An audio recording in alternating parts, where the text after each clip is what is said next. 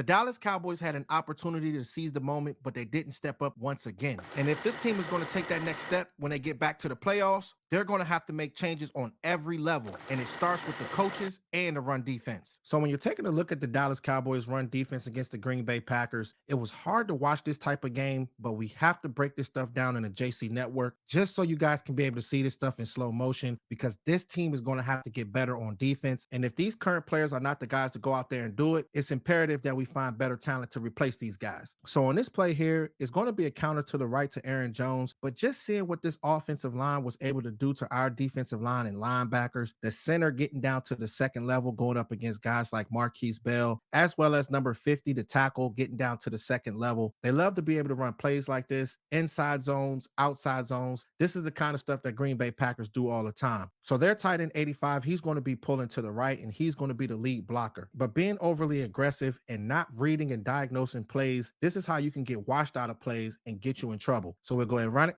Zooming in on Aaron Jones' left foot, you see how he made that one step like that? Well, if you see guys like Deone Clark and Javon Curse, they seem to make that step and those guys bit towards that way. And usually all it takes is 1 second for these guys to get sucked in. And looking at guys like DeMarcus Lawrence, you see that this guy is being overly aggressive and not paying attention to who has the ball. He's so locked in on that tight end, but Aaron Jones is the guy that's getting the ball with number 85 leading the way. And this is the kind of things that you don't want to see, Cowboys Nation, because you got to have gap discipline. You got to be able to read and diagnose. If you get sucked into these type of plays, you can get gashed quickly. And that's one of the main things about the counter. That one step can be the difference out of everything when it comes down to these plays. Just knowing how to be able to move sideline to sideline and just be on top of it, because whenever you're overly aggressive, this is how the Packers got the advantage. Deone Clark is one of the guys that we had a lot of respect for coming in from that spinal fusion surgery, but I have not really seen this guy really make a difference and make impact plays at a consistent rate. And when you see this play here, they like to keep these linemen on the move, either shedding to the left or shedding to the right, getting down to the second level. So this tight end, he's going to be moving to the right, and he's going to cut off Micah Parsons. And with Aaron Jones, he's going to be getting the ball to the left, but he's going to cut to the right. But I'm just trying to figure out Deone's thought process on this play, because if you look at this type of play right here, if this continue to keep happening, this is the type of play right here that'll get you benched. So we'll go ahead and run it.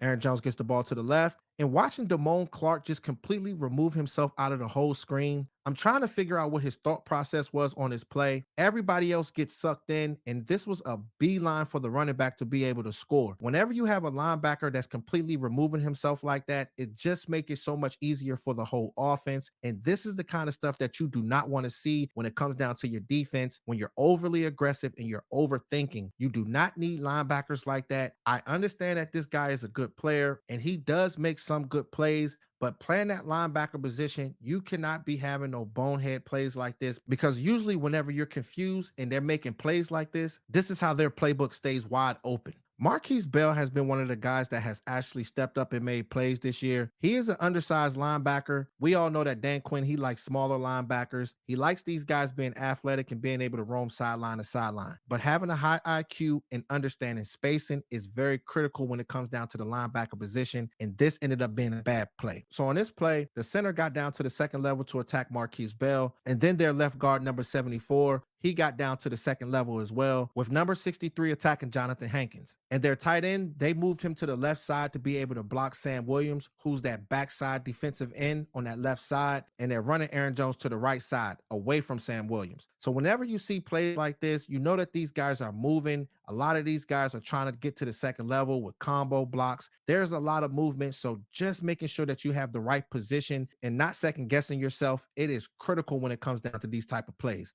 So we'll go ahead and run it. So locking in on Marquise Bale, just watching how he's moving on his play. Number 71, he's stepping up to try to block him, but just seeing this guy second guess himself and completely removing himself out of the play, I don't understand things like this. With this type of offense and this offensive line, they play bully ball and they are licking their chops if they can be able to have a rush lane like this. You don't want to see these type of plays when it comes down to guys like Marquise Bale, because he's already not a big linebacker. And usually whenever you have these type of plays, it confuses and tires out the defense. And if this team is going to get better and become a top defense in this league, they have to hold every single player accountable on his defense, including the coaches.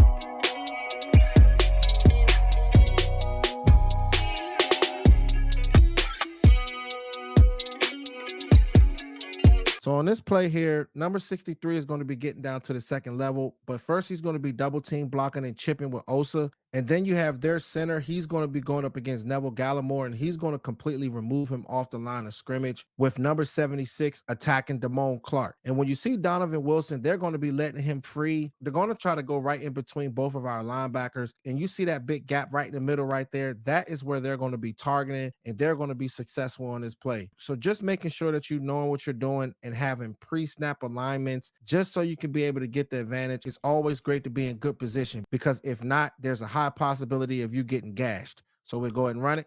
He gets the ball. And seeing Micah Parsons, it looked like he could have been able to stop this play, but Osa Odigizua, he was falling down with Neville Gallimore being completely removed off the line of scrimmage. And you don't want to see things like this, Cowboys Nation, because these linebackers and these defensive linemen, they got to be on top of it. Because usually whenever you're playing against teams like the Green Bay Packers or any team in the NFC, whenever they can be able to establish the line of scrimmage and run the ball, everything opens up for these guys. And this is what makes them dangerous, because usually whenever you can be able to run the ball, that usually travels. So just looking at this whole defense and just seeing what these guys did throughout this whole game, it was so hard to be able to watch it. And it was hard for me to be able to make this video. But the thing is, I got to show the good plays and I got to show the bad plays, because Dallas has a lot of work to do. If it's the defensive line, the linebackers, or the secondary, Dan Quinn had opportunity to get these guys in position, and they did not show up. So Will McClay, Jerry Jones, all those guys are going to have to get this thing going. And with Michael Irvin, he already said that a lot of these guys need to go, and I'm with it as well, because things need to change. And if they do not change, all it's going to do is make us look good in the regular season, get to the playoffs, and have the same results. And this is what we don't need, Cowboys Nation. And we will be running a lot of college all 22 throughout the season,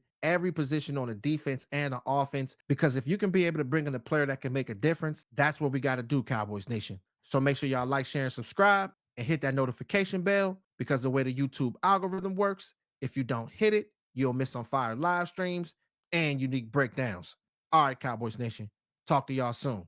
Gone.